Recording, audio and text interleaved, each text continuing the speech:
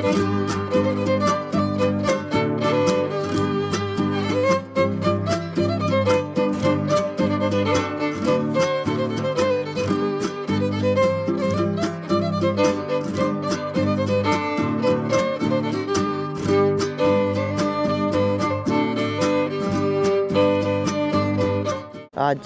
7 तारीख, आज के मंगलवार। आज के আমরা নালন্দার উদ্দেশ্যে রওনা দিচ্ছি। আমরা এবার যাচ্ছি। আজকে ওয়েদার প্রচণ্ড কুয়াশা, আজকেও সেম। আজকে টেম্পারেচার 12 ডিগ্রি সেলসিয়াস। চলুন, আমরা সবাই রেডি হয়ে গেছি, এবার নালন্দার উদ্দেশ্যে রওনা দেওয়া যাক।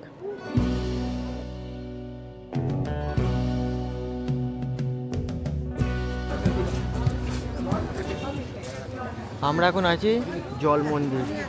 এই জল মন্দিরটা পাওয়াপুরীতে অবস্থিত, আর নালন্দা পেরিয়ে কিন্তু এই জল মন্দির বা পাওয়াপুরীতে এসে তারপর এই জল মন্দির।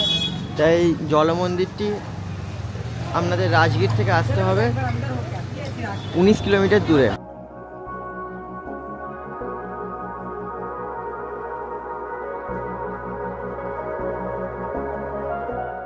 আমার ডান দিক এবং বাঁ দিক দুদিকেই জল, এবং সেই জলের মাঝখানে ওই যে দূরে মন্দিরটা দেখতে পাওয়া যাচ্ছে, সেই জন্য এটার নাম হয়েছে জল মন্দির।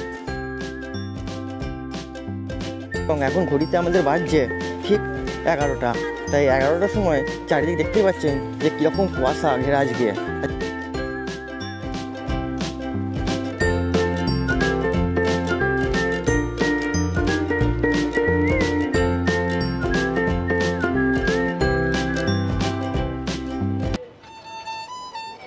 আমরা এখন আছি জল মন্দিরে। এইখানে আপনাদেরকে আমি ভেতরের ছবি দেখাতে পারবো না, কারণ হচ্ছে এখানে ফটোগ্রাফি বন্ধ আছে, তাই আমরা ভেতরের ছবি দেখাতে পারবো না, তাই আমাকে ভিডিওটা এখানেই বন্ধ করতে হলো। তা আমাদের এই জল মন্দির দর্শন করা হয়ে গেল। এই যে আপনারা দেখতে পাচ্ছেন যে আমার পেছনে আছে জল মন্দির, আর তার পেছনেই আছে যে একটা মহাবীরের আর একটি মন্দির।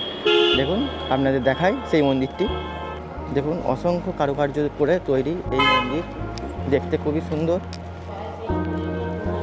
এই দেখুন কত সুন্দর মূর্তিগুলোকে কারুকার্য করে তৈরি।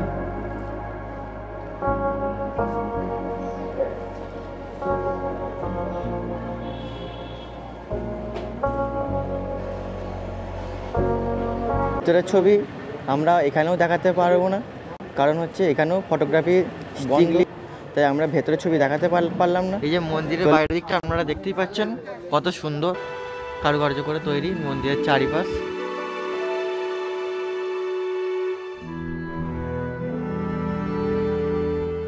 এই পাওয়াপুরীতে যতগুলি মন্দির আপনারা দেখতে পাবেন সবই কিন্তু জৈনদের মন্দির।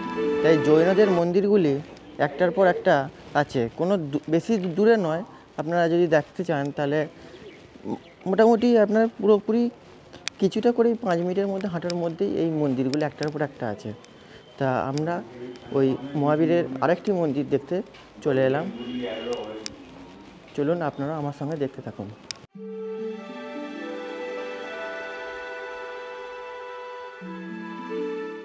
আগেকার মতো এখানেও সেম, যে এখানেও ফটো তোলা বন্ধ বা ফটো তোলা যাবে না, তাই আমরা ভেতরের ফটো আপনাদেরকে দেখাতে পারলাম না, এখানেই আমাকে ভিডিওটা বন্ধ করতে হলো। আমাদের এই জৈন মন্দির দেখা হয়ে গেল। এবার আমরা এখন চলে এসেছি ভগবান মহাবীরের প্রথম সাধনার জায়গায়। এবারে আমরা আপনাদেরকে এই ভগবান মহাবীরের প্রথম সাধনাস্থলের ভেতরটা দেখাই। তার মন্দিরের পাশেই দরজার থেকে সিঁড়ি উঠে গেছে, যেখানে ভগবান মহাবীর বসে ধ্যান করছেন। এখানেও সমান।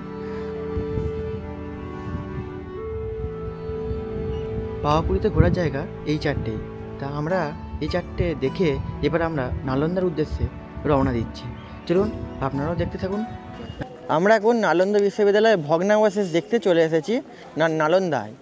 তা এই নালন্দা বিশ্ববিদ্যালয়ে ভগ্নাবশেষ দেখতে গেলে আপনাদের প্রথমে বুকিং অফিসে এসে বুকিং করতে হবে বা টিকিট কাটতে হবে আপনাদের। এই যা আমার পেছনেই আছে, আপনাদেরকে দেখাচ্ছি। এই যা এটা হচ্ছে বুকিং অফিস, এইখান থেকে টিকিট কাটতে হবে আপনাদের। এই যে আপনারা যদি ধরুন যে ক্যামেরা নিয়ে যেতে চান, তার জন্য ফি লাগবে এক্সট্রা, আর তার সঙ্গে আপনাদের আরও ইন্ডিয়ান সিটিজেন হলে 40 টাকা, আর যদি বিদেশি হন তাহলে কিন্তু পাসপোর্ট লাগবে, এবং ফরেন সিটিজেন হলে কিন্তু 600 টাকা লাগবে। তার যে বুকিং অক্টোবর টু ফেব্রুয়ারি হয়, আর মার্চ টু সেপ্টেম্বর হয়। দুটোই কিন্তু 9টা থেকে 4:40, আরেকটা হচ্ছে 9টা থেকে 5টা। এই যে আমরা এখন নালন্দা বিশ্ববিদ্যালয়ের যে ভগ্নাবশেষটি আছে সেটা ঠিক সামনের দিকে হেঁটে যাচ্ছি, এবং সেই সামনের দিকেতেই আছে নালন্দা বিশ্ববিদ্যালয় ভগ্নাবশেষের মেন গেট। ভারতবর্ষের বিহারে অবস্থিত নালন্দা বিশ্ববিদ্যালয় ছিল 5ম শতাব্দী থেকে 12তম শতাব্দী পর্যন্ত শিক্ষার কেন্দ্র। গুপ্ত সাম্রাজ্যের সম্রাট প্রথম কুমারগুপ্ত 427 খ্রিস্টাব্দে নালন্দা বিশ্ববিদ্যালয় প্রতিষ্ঠা করেন। এইটা হলো নালন্দা বিশ্ববিদ্যালয়ের মানচিত্র, যার একদিকে আছে মনেস্ট্রি, অপরদিকে আছে টেম্পেলস। এই মনেস্ট্রিতে মানুষরা থাকতেন বা ছাত্রছাত্রীরা থাকতেন, আর অপরদিকে টেম্পেলসে তারা পড়াশোনার জন্য যেতেন। টোটাল মনেস্ট্রিজ আছে 11টা, আর টেম্পেলস আছে 14টা। এইটা হচ্ছে সেই মনেস্ট্রি নাম্বার 1-এর ভগ্নাবশেষ, যেখানে ছাত্ররা থাকতেন। এখানে বৌদ্ধ দর্শন, বেদ, ব্যাকরণ, চিকিৎসা, যুক্তিবিদ্যা, গণিত এবং জ্যোতির্বিদ্যার মতো বিষয়ও কিন্তু এখানে পড়ানো হতো। আমরা নালন্দা বিশ্ববিদ্যালয়ের ব্যাপারে জানতে পারি হিউয়েন-সাংয়ের লেখা বই থেকে। এখানে 2000-এরও বেশি শিক্ষক এবং 10,000-এরও বেশি ছাত্র ছিল। 1193 খ্রিস্টাব্দে মামলুক রাজবংশ কর্তৃক বিশ্ববিদ্যালয় ধ্বংস হয়ে যায়। এইদিকে যেগুলো দেখতে পাচ্ছেন, এইদিকে ছিল সব মন্দির, আর ওইদিকে ছিল সব হচ্ছে হোস্টেল। বর্তমানে নালন্দা বিশ্ববিদ্যালয়ের ধ্বংসাবশেষ ইউনেস্কোর আন্ডারে আছে, যা ওয়ার্ল্ড হেরিটেজ সাইট হিসাবে। এটা ছিল মনেস্ট্রি নাম্বার 10। আপনাদের দেখালাম একটু আগে টেম্পল নাম্বার 13, আর তার পাশেই আছে মনেস্ট্রি নাম্বার 10। তা সেই মনেস্ট্রি নাম্বার 10-এর পুরনো ইতিহাসটি এখানে দেখুন লেখা আছে। এবার আপনাদের মনেস্ট্রি নাম্বার 10-এর যে ভেতরের কক্ষটা সেটা আমরা দেখাই।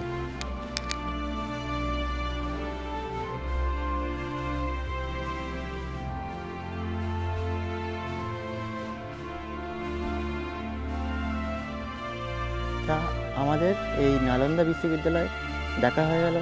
এবার আমরা নালন্দা মিউজিয়াম দেখতে যাব। চলুন এবার দেখে নেওয়া যাক। নালন্দা বিশ্ববিদ্যালয়ের পাশেই ঠিক আছে নালন্দা মিউজিয়াম। সেটা আপগ্রেড হচ্ছে বা সেটার মধ্যে কাজ চলছে, তাই সেই জন্য সেটি বন্ধ। তাই আমরা ঢুকতে পারলাম না নালন্দা বিশ্ববিদ্যালয়ের যে মিউজিয়ামটি আছে সেখানে। এবারে আমরা চলে যাব হিউয়েন-সাং মেমোরিয়াল হল দেখতে। চলুন আমাদের সঙ্গে দেখতে থাকুন। তাই হিউয়েন-সাং মেমোরিয়ালে ঢুকতে গেলে আপনাদের প্রথমে এখানে টিকিট কাটতে হবে। আমরা 4 জন মানুষ, তাই 4টে টিকিট কেটে নিয়েছি। এবার চলে যাব দেখতে হিউয়েন-সাং মেমোরিয়াল। আমরা এখন চলে এসেছি হিউয়েন-সাং মেমোরিয়াল দেখতে। চলুন দেখে নেওয়া যাক হিউয়েন-সাং মেমোরিয়ালটি কীরকম। এই হচ্ছে সেই হিউয়েন-সাং মেমোরিয়াল হল।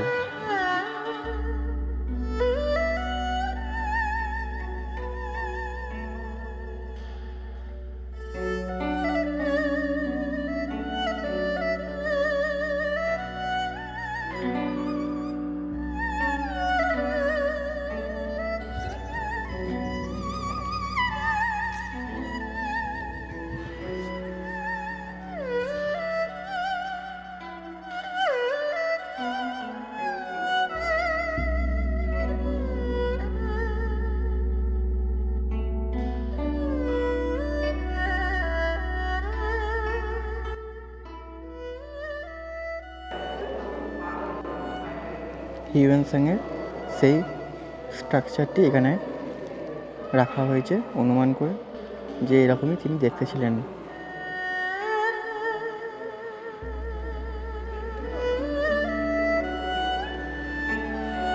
হিউয়েন-সাং যখন সেই ভারতে এসেছিলেন তখনকার যে ম্যাপ তিনি যা যা করেছিলেন তা এখানে পুরো ডেসক্রিপশানে লেখা আছে। যেমন এইখানে ধরুন বলতে গেলে তিনি অজন্তা কেভসে তিনি ভিজিট করেছিলেন। এই যে এই চিত্রের মাধ্যমে আমরা সেটা বুঝতে পারছি যে অজন্তা কেভসে তিনি এখানে ভিজিট করেছিলেন, সেটা ছিল 631 খ্রিস্টাব্দে।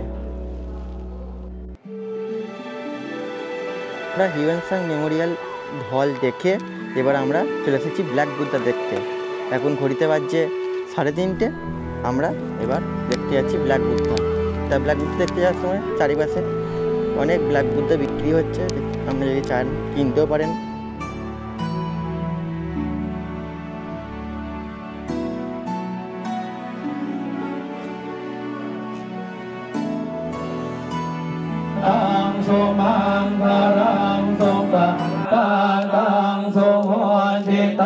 আমি হলাম শ্রীকান্ত।